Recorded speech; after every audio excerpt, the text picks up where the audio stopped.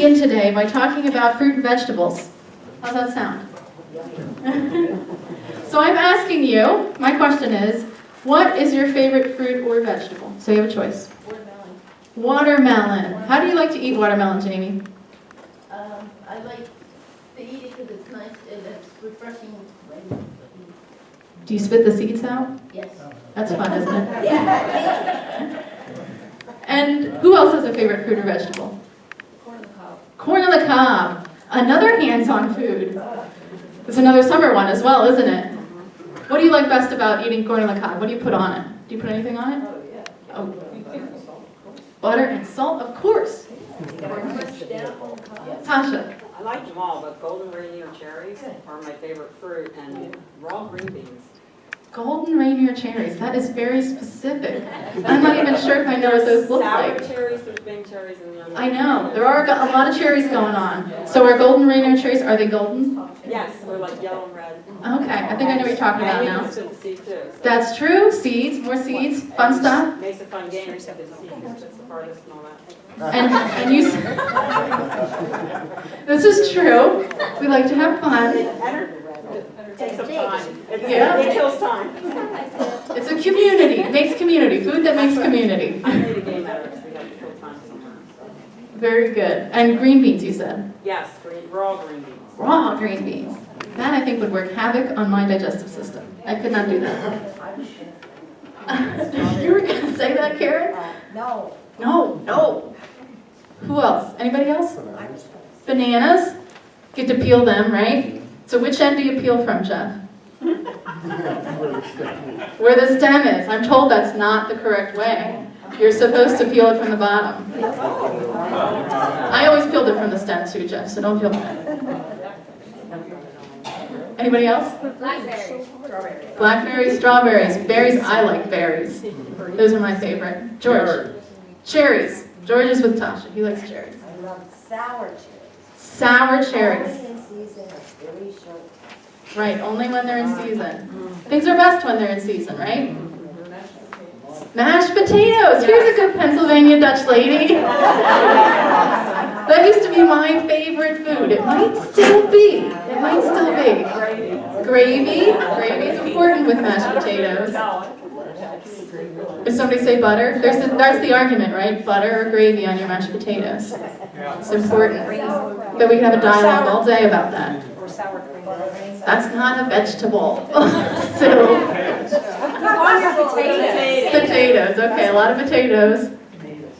Tomatoes. Yeah, I like them a lot, especially when they're in season. Those are what I won't eat out of season, because. I like blueberries on my cereal. Blueberries on your cereal. That's a good combo, yeah? Right? Some good fresh fruit in the morning. So where do you buy your fruit and vegetables? At a grocery store or produce stand? What kind of grocery stores we got in this area? Giant, Redner's, Aldi's, Landis, Walmart. That is true, Walmart. Farmers market. Farmers Market. Say more. For your fresh fruits. Quakertown Farmers Market, right. That's a very beloved place around here. What kind of things do you find at the Quakertown Farmers Market besides produce? Everything you could possibly need. As meat, right? Yep. Entertainment. It's a good place to people watch. Dessert. All you can eat at the Quakertown Farmers Market. Okay. How long from your house does it take to get to the grocery store? How many people is it less than 15 minutes? Almost everybody. How many people less than 10 minutes? Most people. How many people less than 5 minutes? Still a lot. Yeah, we're lucky in our area that not only do we have a number of grocery stores where we can get fruits and vegetables and meat, fresh whole food, right? But that doesn't take us that long to get there. So, in our first story today, we talk about the Israelites who are wandering in the wilderness. So the Israelites are God's people, and they've just been freed from slavery in Egypt, and now they're on the path towards a new land that God has promised to them. But before they can get to this land, this new land where they can live as a free people, they have to wander through the wilderness. So what is the wilderness like? Barren. My backyard. You're barren.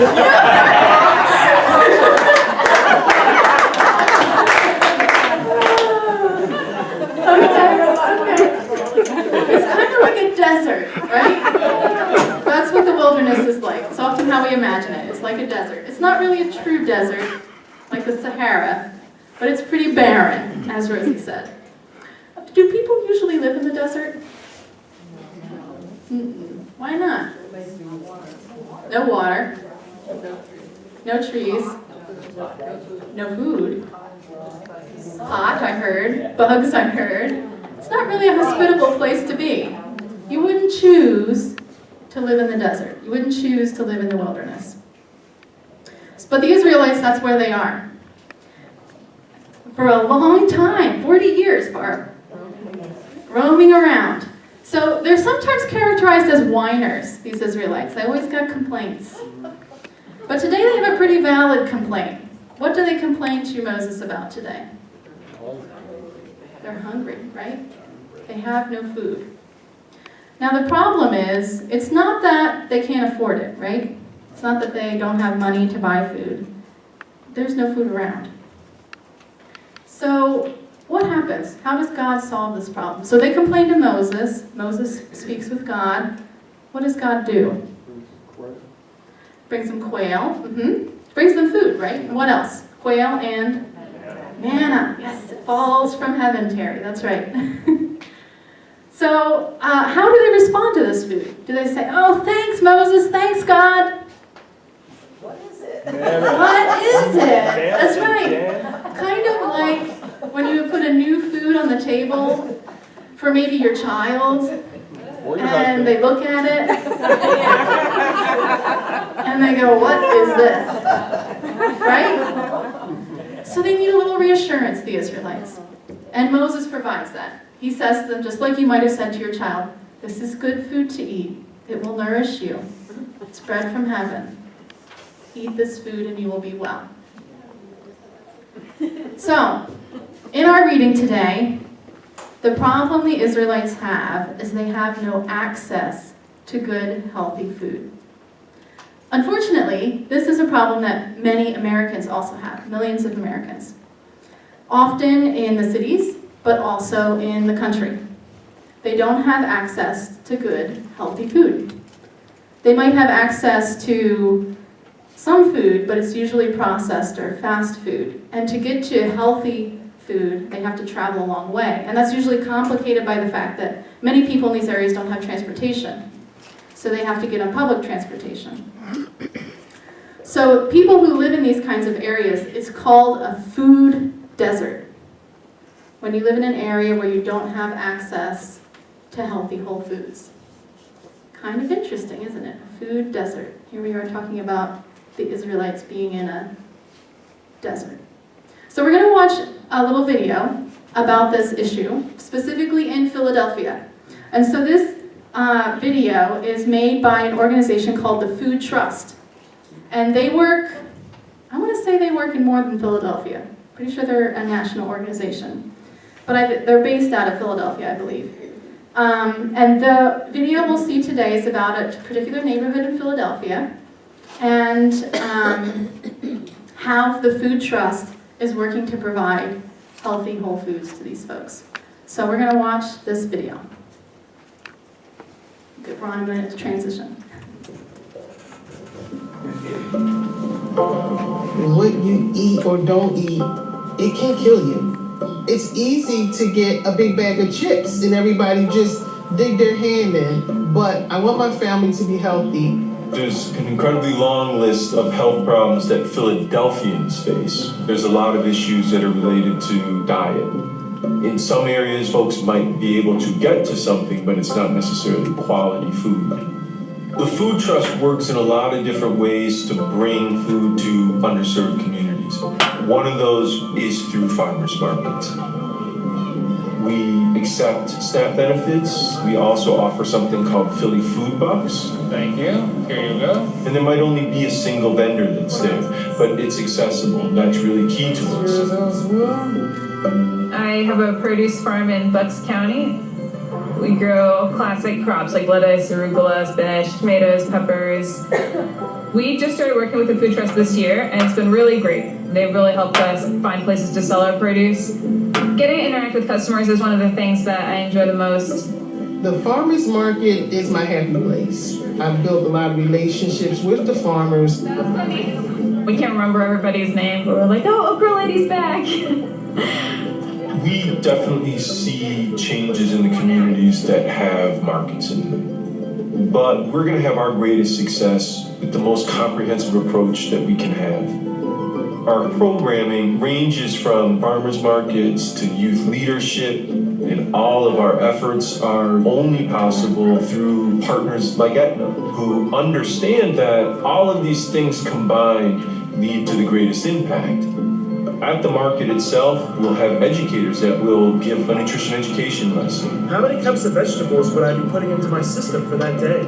People that are giving health screenings. This is perfectly within normal range. People are enrolling in smoking cessation programs, weight loss programs.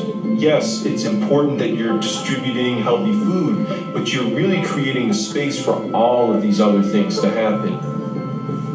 I want to be here as long as possible. I want to grow old, keep myself healthy.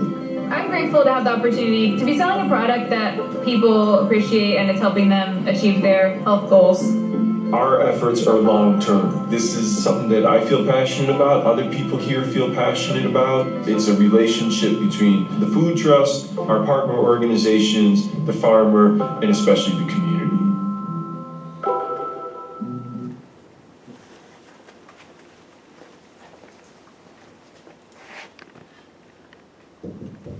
So what was the issue facing this community?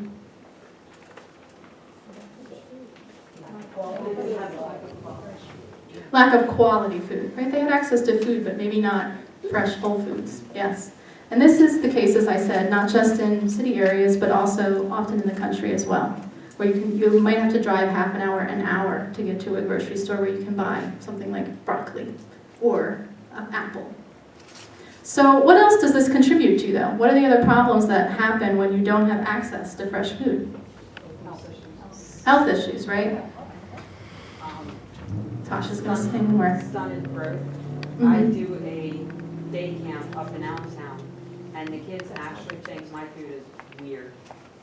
Interesting. They walk over, they want to see what I eat every single day because they, oh my God, that's so weird. What are you eating?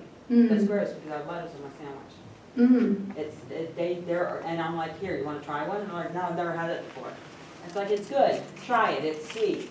Right. And I actually had them eating cherries the other week, and the one of them was like, I've never had one of them before. What is that? And I think, like, my kids eat anything, but I started when they were babies. If these kids don't have access to it by the time they hit 10 years old. Right, it's something different, like the Israelites, right? And actually, What is it? The lunches they get are prepackaged, processed food. Right.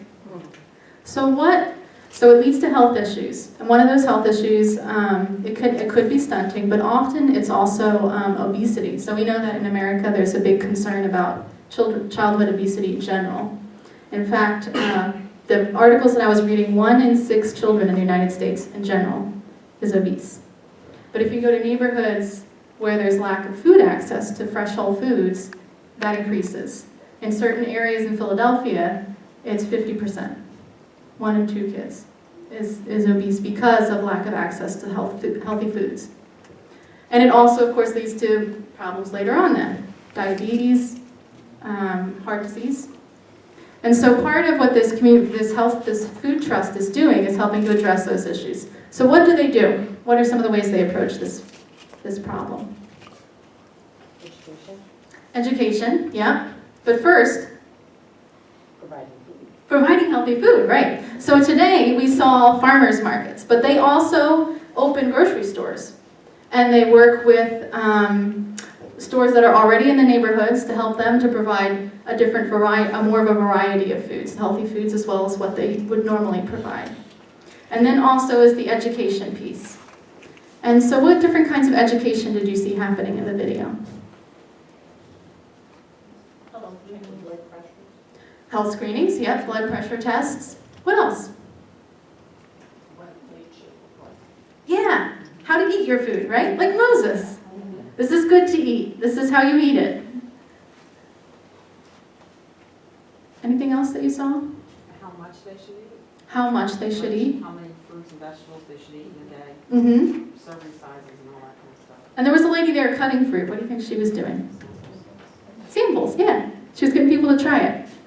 And she was, I would imagine, I know they do this at my farmer's market, they probably have a day or so where they cook for you and they show you how to prepare things with what you're getting from the farmer's market. Because if you've never used it before, you won't know how to cook it. So this is important, right? Having access to healthy, whole foods. And we hear Jesus say this in our gospel today. So Jesus again is talking to the crowd. Last week he gave this crowd food to eat, right? The 5 loaves and the 2 fish, and they became enough food for everybody, plus leftovers, right? Well, Jesus left to go to another place, and the crowd followed him. And when they find Jesus, they're kind of a little accusatory. When did you get here, Jesus? Why didn't you tell us you were leaving? Why didn't you tell us where you were going? And Jesus has a conversation with them. And this conversation has to do with what they're seeking. What does he say that they're seeking? More food, right. Loaves to eat, yep. And what does he say they really need? The bread of life. Food that gives you life. Here's the thing, folks. Jesus didn't just come to earth so that we could scrape by, so that we could just fill our bellies with whatever. Jesus came to earth so that we could have a full, abundant, rich life.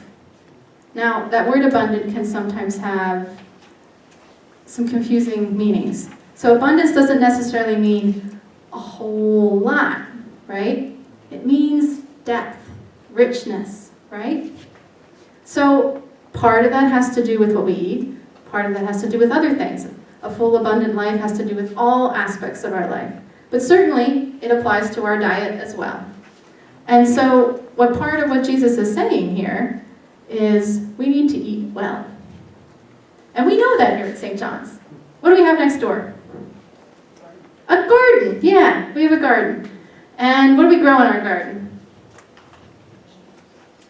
Vegetables, squash. Yes, we had some of that last week. All different kinds of fresh fruit and vegetables. And part of the inspiration behind having this garden was being able to share fresh fruit and vegetables with our congregation and with our community. So we know that this is important. And I just want to plant the seed today for us to think about how can this small thing that we've started doing, how can that grow? How can that become a bigger thing? How can we help to share the fresh fruit and vegetables that we know are important and we're growing together with others? So the seed is planted, and now we'll think about it. Amen.